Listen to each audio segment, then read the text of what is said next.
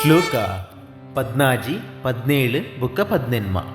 ಅನಂತ ವಿಜಯಂ ರಾಜ ಕುಂತಿಪುತ್ರೋ ಯುಧಿಷ್ಠಿರಃ ನಕುಲಃ ಸಹದೇವಶ್ಚ ಸುಘೋಷಮಣಿಪುಷ್ಪಕೌ ಕಾಶ್ಯಶ್ಚ ಪರಮೇಶ್ವಾಸಃ ಶಿಖಂಡಿ ಚ ಮಹಾರಥಃ ದೃಷ್ಟದ್ಯುಮ್ನೋ ವಿರಾಟಶ್ಚ ಸಾತ್ಯಕಿಶ್ಚ ಪರಾಜಿತಃ ದ್ರುಪದೋ ದ್ರೌಪದೇಯಾಶ್ಚ ಸರ್ವಶಃ ಪೃಥ್ವೀಪತೆ ಸೌಭದ್ರಶ್ಚ ಮಹಾಬಾಹು ಶಂಖಾನ್ ದದ್ಮು ಪೃಥಕ್ ಪೃಥಕ್.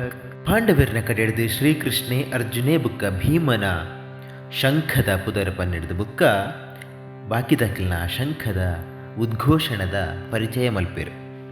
ಪಾಂಡವಿರ್ನೆಟ್ಟು ಕುಂತಿನ ಮಲ್ಲಮಗೆ ಯುಧಿಷ್ಠಿರೆ ಅನಂತ ವಿಜಯ ಪನ್ಪಿನ ಶಂಖನು ಅಂಚನೆ ನಕುಲ ಸಹದೇವರು ಸುಘೋಷ ಬುಕ್ಕ ಮಣಿಪುಷ್ಪಕ ಪನ್ಪಿನಂಚಿನ ಶಂಖನು ಉರಿಪೆರು. ಪ್ರತಿಯೊರಿಯನ ಶಂಖಲ ಪ್ರತಿ ಯೋಧನ ಯುದ್ಧದ ಅಸ್ತಿತ್ವನು ತೋಜಾವೊಂದುಂಡು. ಶ್ರೇಷ್ಠ ಬಿಲ್ಲುಗಾರರಾಯನಂಚಿನ ಕಾಶಿರಾಜರು, ಮಹಾರಥಿ ಶಿಖಂಡಿ, ದೃಷ್ಟದ್ಯುಮ್ನ, ವಿರಾಟರಾಜೆ, ಅಜೇಯವಾಯಿನಂಚಿನ ಸಾತ್ಯಕಿ ಬುಕ್ಕ ದ್ರೌಪದಿನ ಜೋಕುಲು ಅಂಚನೆ ಸುಭದ್ರೆನ ಪುತ್ರೆ ಅಭಿಮನ್ಯು ಇಂಚ ಮಾತೆರ್ಲ ತನ್ನ ಶಂಖೊಲೆನು ಉದ್ಘೋಷಣೆ ಮಲ್ಪೆರು.